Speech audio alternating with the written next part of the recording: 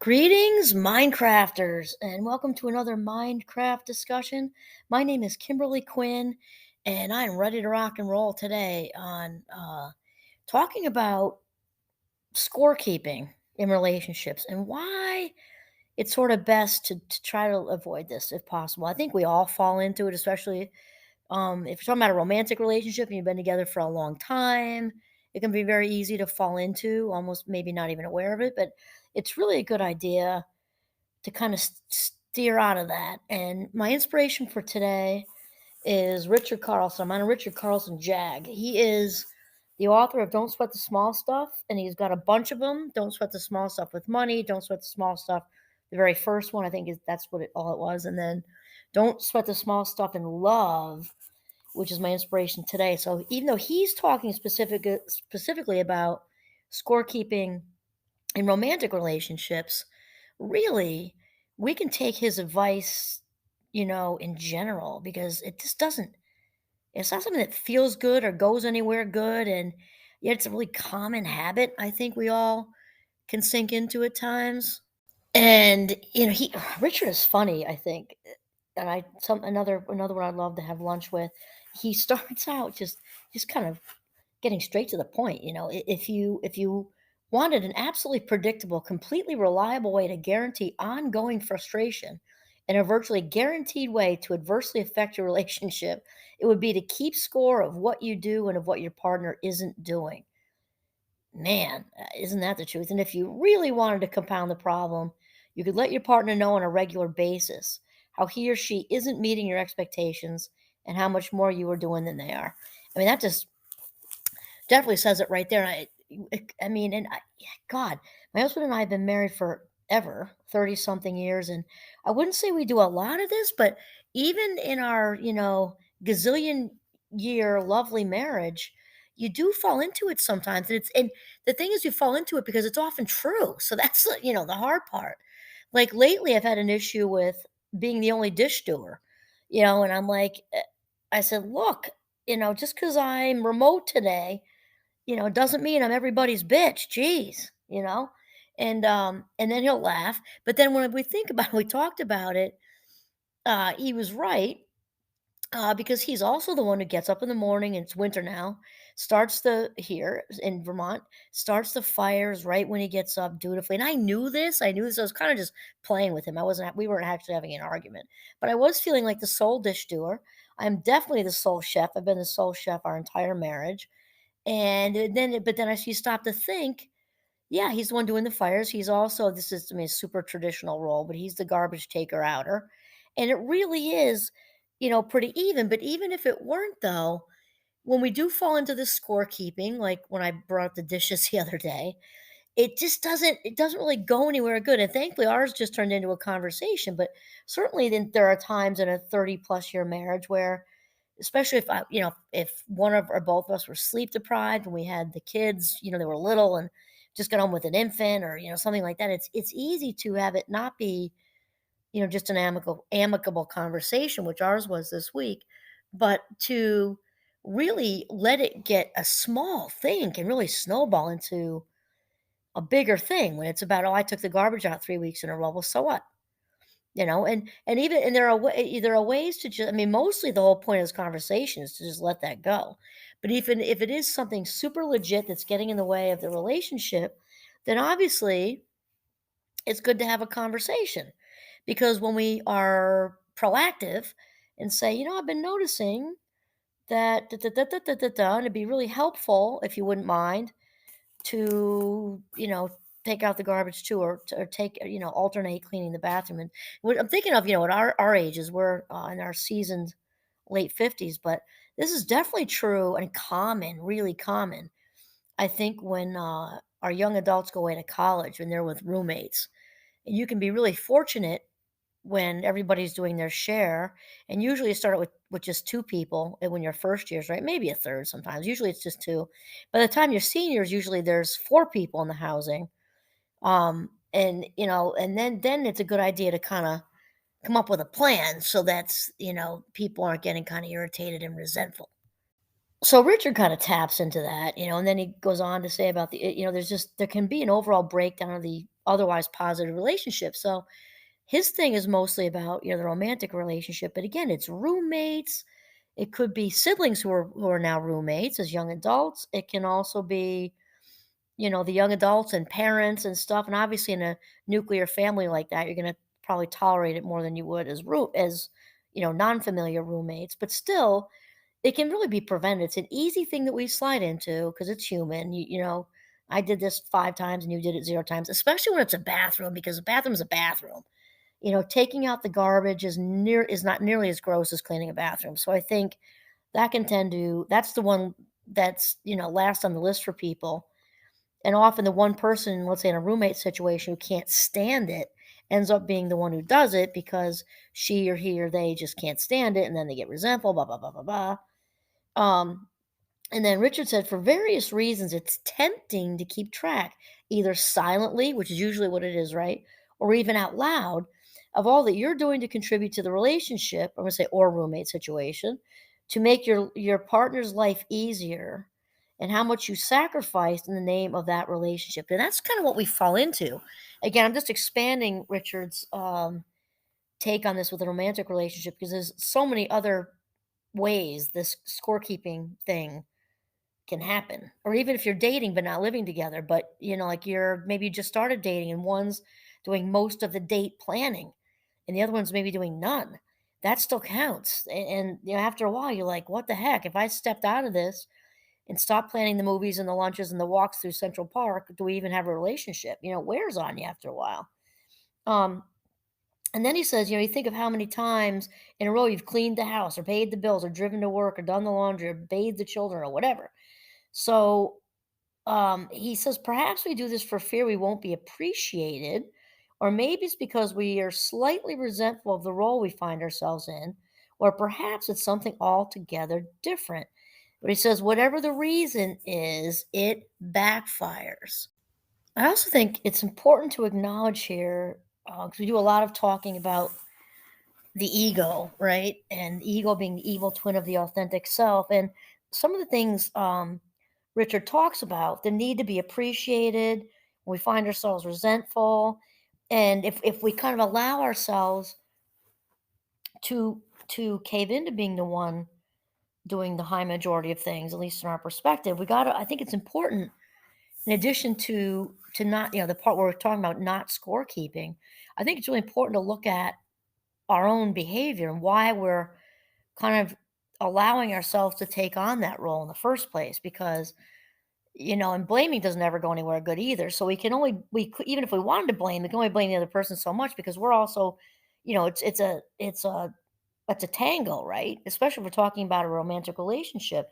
So if this has been going on for months and months and years, there's likely a pretty large dose of codependency there, where we're sacrificing our own comfort, life minutes, and everything to make things easier for the partner. Because, and we can tell by how we feel, right? Because we've talked about this. There's mindful giving versus mindless giving. So with mindful giving, and by how you feel. If we're mindfully surprising the partner with a beautiful dinner or breakfast in bed, or mindfully planning dates for the person we just started seeing, we're mindfully where you got a group of roommates in college or graduate school or out in the world or whatever, millennials, and you're working, and you mindfully bring in, get fresh cut flowers every couple of weeks for the house, and and you feel good about that. You feel charged up. You feel energized, versus mindless giving, when we just are doing something out of an ego place, to look for the need for getting our self-esteem from doing good things, like becoming, instead of just authentically doing it without expecting anything back, without caring if we get any kudos, without caring about the appreciation. That's mindful giving. Mindless giving, we are scorekeeping when we're in the place of being ego driven, because that means we're getting resentful that people aren't appreciating. We're getting resentful that they're not doing their share. We're getting resentful that maybe they're not even noticing. And that's important, that I think that we look at. And that's me adding it in here, because I think that in order to, sort of arrive at a better place with scorekeeping in a relationship, we have to look at you know, the both sides of dancing the tango, I guess that's what I'm saying. And this next part that Richard talks about is important too, which we've talked a lot about in Minecraft. Is actually the foundation as far as in a general sense that, we know for a fact that thoughts come first and feelings come second and actions or behavior last, right? So the thoughts we allow, and the word is allow, to stick, right? And if we also do that 17-second rule we talked about, if we really kind of let that resentful kind of talking. I've taken the garbage out 9 weeks in a row, or I've done the dishes for the last 3 weeks in a row.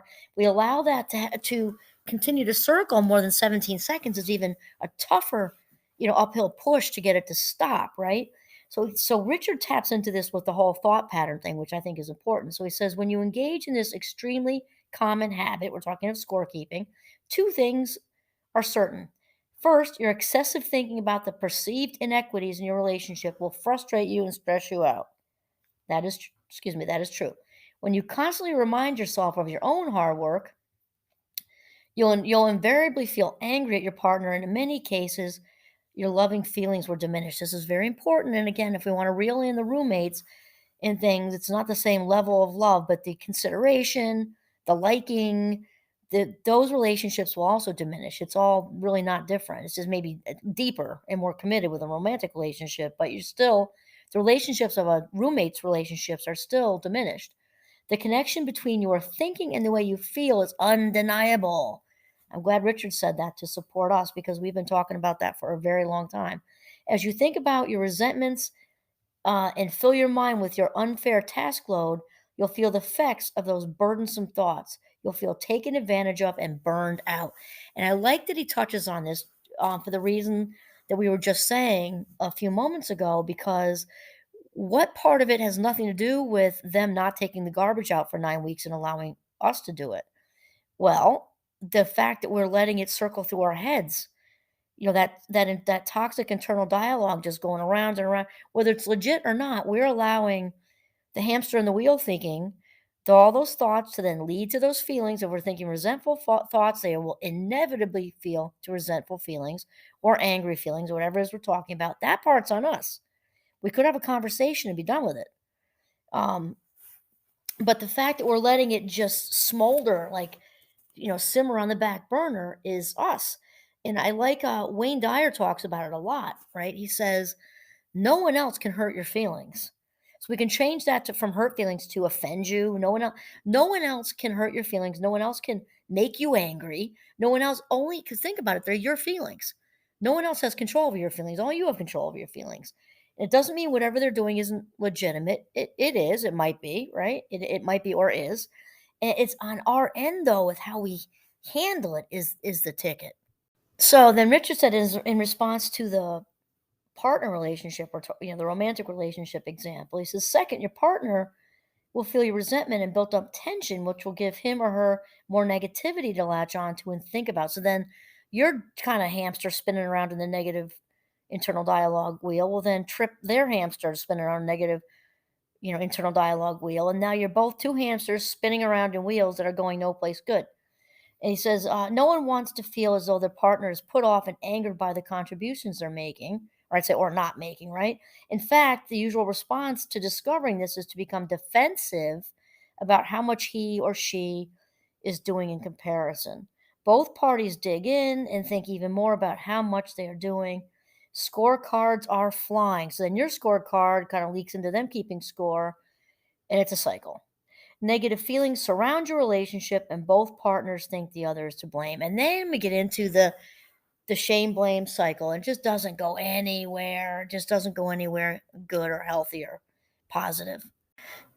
And the other thing I want to just add in here, just from being in a long term, just wonderful marriage. And I'm not saying anything's perfect. No one's relationship is, and certainly if you're married for 30 plus years, you've had some firecracker moments too, no question. But what I want to say is that it's definitely not a great habit to sink into, scorekeeping. But and that said though, I don't know that we need, any whistleblowing right off the bat, because if we're talking about a romantic relationship and maybe even a college relationship, I'm thinking more romantic relationship. There's a give and take, and it's not always even day to day. Sometimes somebody might be doing most of the giving when the other partner's having a rough time, and might be, 2 or 3 weeks or 4 weeks or 3 months of that person doing most of the giving, and then it flips and changes, and then it's the other partner doing more. It's rarely when you're in a long-term relationship is it 50-50 on a daily basis. It just doesn't work that way because life doesn't work that way. So I kind of wanted to just throw that in there. So, and then lastly, Richard says, a way to kind of turn this around, right? Because we always start in the podcast, we've got a topic, and then we talk about the whole middle and how, like, kind of like the issue at hand. And then the idea is to wind up on the hopefully as close to always as possible on a positive note with kind of how to turn it around, kind of like what to do. And so Richard says, as the scorecard enters your mind, see if you can drop those thoughts. See if you can drop those. I can just picture like drop the thoughts. Think of the thought bubbles like John Kabat-Zinn. Just like pop, pop, pop. Think of, see if you can drop those thoughts and bring yourself back to a loving feeling. Remind yourself that it's easier to see your own contribution, that is true, than to take your partner's efforts, and to take your partner's efforts for granted. For the moment, reverse this process. Think not of what your partner isn't doing, but instead think of what he is doing. You may discover that some portion of your frustration isn't reality, but simply a mental habit that has crept into your thinking. Oh my gosh, I just absolutely love what he just said because we are all the authors, of our own script, the main actors on our own stage, right? So when we can really slow that down, we often do realize that since we've been thinking about it so much, the thoughts themselves just took on their own momentum, took on their own life. And that when we really stop to fact check a little bit, maybe we didn't take the garbage out 9 times in a row. Maybe even if it wasn't exactly even, he or she or they did take it out of you know what I mean? Like, so it's really important to step out of that current a little bit. Um, where was I? Okay. And then each time you dismiss your this isn't fair thinking, you'll be contributing to the goodwill of your relationship. If we can pop that bubble, like John Kabat-Zinn says, pop these bubbles. I am not my thoughts.